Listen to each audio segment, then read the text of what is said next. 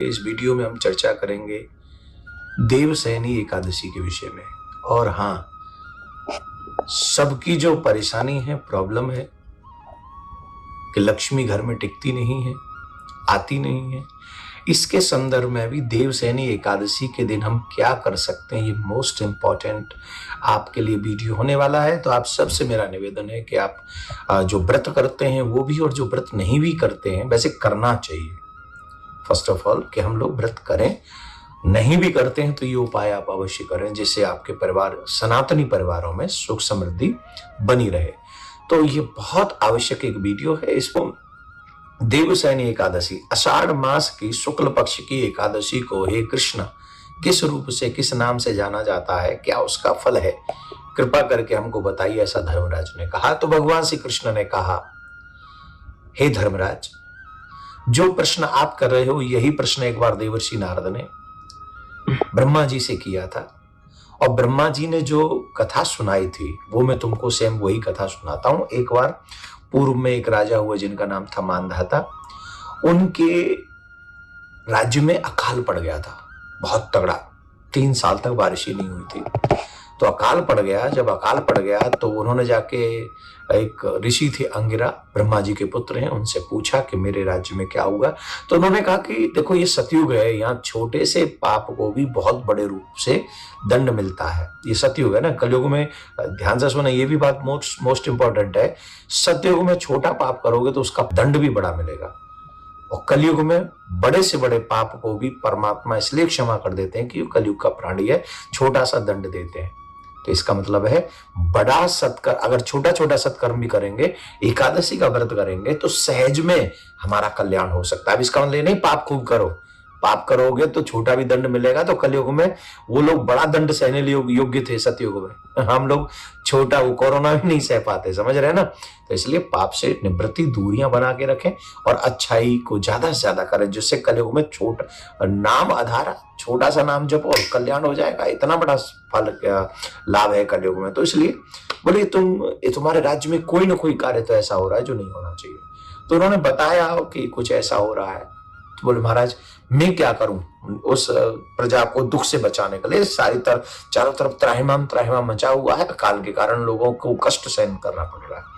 तो उन्होंने कहा कि देखो, आषाढ़ मास की शुक्ल पक्ष की जो एकादशी है ना, जिसे देवसैनी एकादशी कहते हैं, तुम उसका व्रत करो। तुम उसका व्रत करोगे तो निश्चित तौर पर उसका फल मिलेगा तुम्हें। तो राजा ने ऋषि के कहने से व्रत किया एकादशी का, देवसैनी एकादशी का व्रत किया।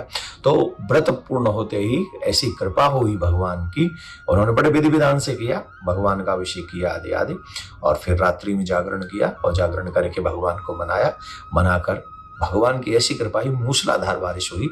और राजा ने जिस उद्देश्य से कार्य किया था, तो वो कार्य क्या था, उद्देश्य क्या था? उद्देश्य ये था कि मेरे प्रजा का जो कष्ट है, अकाल के रूप में जो पड़ा हुआ है, जो भोजन इत्यादि की व्यवस्था नहीं हो पा रही, वो दूर हो जाए। तो बारिश हुई और वो सब दूर हो गया। इसका मतलब है, जो मैं उपाय बताने जा रहा हूं आपको, कि आपके घर में लक्ष्मी आए और टिके, उसका फल ये देख लो। ये कथा भी यही हमको बता रही है। तो ये कथा हो गई।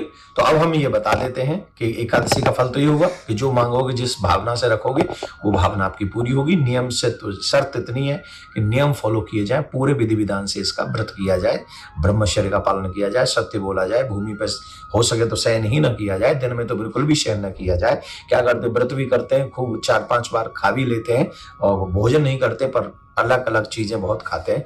तो ये थोड़ा सा व्रत का सा माहौल बनाकर रात्रि में हो सके तो जागरण करें, और उसके बाद भगवान का अभिषेक भी पहले करें स्नान के बाद। तो संकल्प लें कि हम व्रत करने वाले हैं, हम इस कार्य को करने वाले हैं, तो इस चीज को संकल्प करें। मेरा नाम यह है, मेरा गोत्र यह है, मैं देवसैनी एकादशी का व्रत कर रहा हूँ। तो देवसैनी एकादशी अपने आप में बहुत बड़ी है।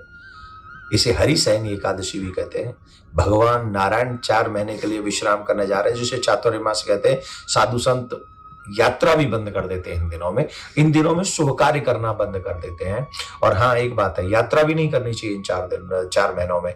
लेकिन ये सारे तीर्थ जो है 4 महीने कहा के बस जाते हैं, बोले ब्रज में आकर बस जाते हैं। तो इन दिनों में ब्रज में वास करने का बहुत बड़ा, ब्रज की यात्रा करने का बहुत बड़ा जिससे आपके घर में लक्ष्मी ठहर जाए। तो लक्ष्मी कैसे ठहरेगी? तो आप एक कार्य कीजिएगा कि एकादशी का व्रत जब करें, ब्रह्म मुहूर्त में जब आप उठें, स्नान करें, स्नान के बाद में दक्षिण मुखी शंख लें और दक्षिण मुखी शंख में लेकर शंख से भगवान विष्णु का अभिषेक करें पंचामृत से। पंचामृत से अभिषेक करें और जब आप पंचामृत से भगवान विष्णु का, लक्ष्मी माँ का अभिषेक करेंगे तो इससे माँ लक्ष्मी बहुत शीघ्र प्रसन्न होंगी और माँ लक्ष्मी आपके घर में निवास करने का निश्चय करेंगी।